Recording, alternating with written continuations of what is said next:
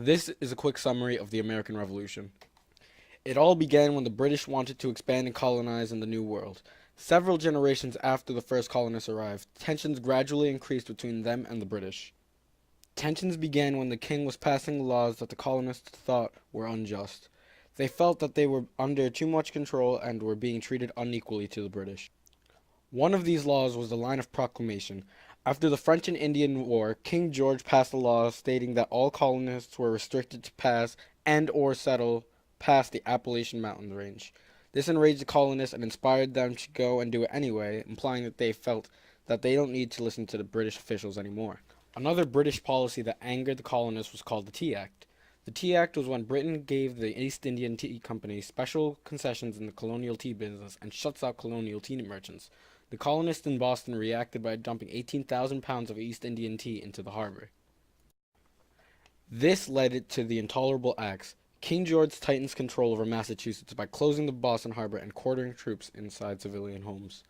The war officially began in Lexington and Concord. General Gage of Britain ordered his troops to march to Concord, Mass. And seize the colonial weapons. The colonist Minutemen met the British and engaged in battle, first in Lexington, then in Concord. The colonists were severely outnumbered, but the British had to retreat with a loss of 70 men. This battle gave the colonists enough time to hide their weapons. With the war officially beginning, Britain sends 30,000 troops to New York, where the Battle of Long Island, or the Battle of Brooklyn, took place. England won and occupied New York City. The war looked impossible to turn out in the colonists' favor. With losses to the British at the battles of Harlem's Heights and the Battle of the White Plains, the British Army captured Fort Washington, New York, and Fort Lee, New Jersey, but the Continental Army began to surge from the south. George Washington and his army crosses Delaware and capture Trenton.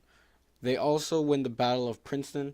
They defeat the British at Fort Stanwix in New York. They were slowly moving north, winning battle after battle and turning the tides of the war towards a Patriots' win. The main turning point of the war was when the British General Burgoyne surrenders to the American General Gates at Saratoga. This boosted the morale of American Continental Army greatly. A few years later, the French army arrives to aid the Americans in their fight for freedom. The French naval fleet drove British forces out of Chesapeake Bay. This led to the British General Cornwallis being surrounded on land and sea by the Americans and the French at Yorktown, Virginia, where he was forced to surrender. That marked the end of the Revolution. The Americans won the war on October 19, 1781.